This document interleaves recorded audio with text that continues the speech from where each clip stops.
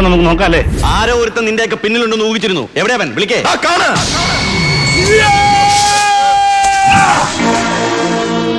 അതേടാ, ഞാൻ തിരിച്ചു വരില്ലെന്ന് വിചാരിച്ചു. താൻ എവിടെ നിന്ന് വന്ന് രാവിലെ കുറ്റിയും പറഞ്ഞു? ജനാധിപത്യപരമായിട്ടായിരുന്നു ഞങ്ങളുടെ സമരം. ഓ, ഏമാനായിരുന്നോ? സ്ഥലമുണ്ട്, ഞാൻ അറിഞ്ഞില്ല. ഞാൻ വന്ന ദിവസം തൊട്ട് നീ എന്നെ ഒരുമാതിരി ആക്കുന്നുണ്ട്. അതങ്ങ് കൈ വെച്ചിരുന്നാ മതി. ഈ തനിക്കൊണ്ടെന്ന് കരഞ്ഞൂടാ കേട്ടോ. നിലവിൽ ഗവർണറുടെ ഓഫീസിൽ നിന്നും കൊടുത്തിട്ടുള്ള കർശന നിർദ്ദേശത്തിന്റെ പുറത്താണ് 124 ഉൾപ്പെടെ ചുമത്തുന്ന സ്ഥിതി ഉണ്ടായിട്ടുള്ളത്.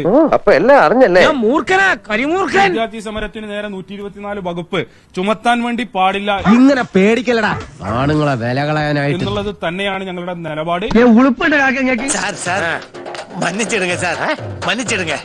தெரியாம பண்ணிட்டேன். അതെ, ഒരു പ്രത്യേക സാഹചര്യം വെറുതെ വിട്ടിരിക്കുന്നു. സമാധാനമായി. എന്തൊക്കെ ബഹളമായിരുന്നു. ആ ടിവിയുടെ ഓളി ഒന്ന് കൂട്ടുകാരാ, വേണമെങ്കിൽ ന്യൂസ് വെച്ചോ, നാളെ വല്ല ഹർത്താലുണ്ടോന്ന് അറിയാലോ. എസ്എഫ്ഐയെ സംബന്ധിച്ച് ഞങ്ങൾ ഒരു അക്രമത്തിനും തയ്യാറായിട്ടുണ്ട്. വലിയ വെടി ചെറിയ വെടി വെടി വഴിപാടാണല്ലേ? ഇന്നെങ്കിലും വല്ല പുതുമ ഉണ്ടാവും ഞാൻ വിചാരിച്ചു. ഉണ്ടായി. കഴിഞ്ഞ 2 മാസത്തോളമായി എസ്എഫ്ഐ സമരം തുടർന്നുകൊണ്ടിരിക്കുകയാണ്. വെറുതെ പൊട്ടങ്കളി വേണ്ട, കാര്യം എന്താണെന്ന് പറയാം. മുഖ്യമന്ത്രിക്ക് നേരെയാണ് എന്നുണ്ടെങ്കിൽ ഇത് സംഭവിക്കുമോ എന്ന് അദ്ദേഹം ചോദിക്കുന്നത് വളരെ റിലവന്റ് ആയിട്ടുള്ളൊരു ചോദ്യമാണ്. നിങ്ങൾ വെറും മണ്ണ, നിങ്ങളുടെ തലയ്ക്കകത്ത് മണ്ണ. എന്നെ കൊണ്ടൊന്നും കൂട്ടിയേ കൂടില്ല, നല്ല പ്രായണ്ടല്ലേ, വല്ല പണിക്ക് പോയിക്കൂടെ. മുഖ്യമന്ത്രിക്ക് നേരെ കരിങ്കൊടി കാണിക്കുവാൻ വേണ്ടിയിട്ട് ഒരു വിഭാഗം വഴിയിൽ അണിനിരന്ന് നിന്ന് കഴിഞ്ഞു. അവരവിടെ നിന്നോട്ടെ എന്നായിരിക്കുമോ കേരള പോലീസ് കരുതുക? കഴിഞ്ഞോ? നിൽക്ക്, കുഴപ്പമില്ല.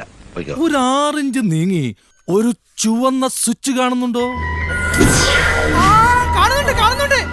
ഈ സ്വിച്ചിന്റെ കാര്യമാണ്. ചുവന്ന സ്വിച്ച് അമർത്തി. അമർത്തി.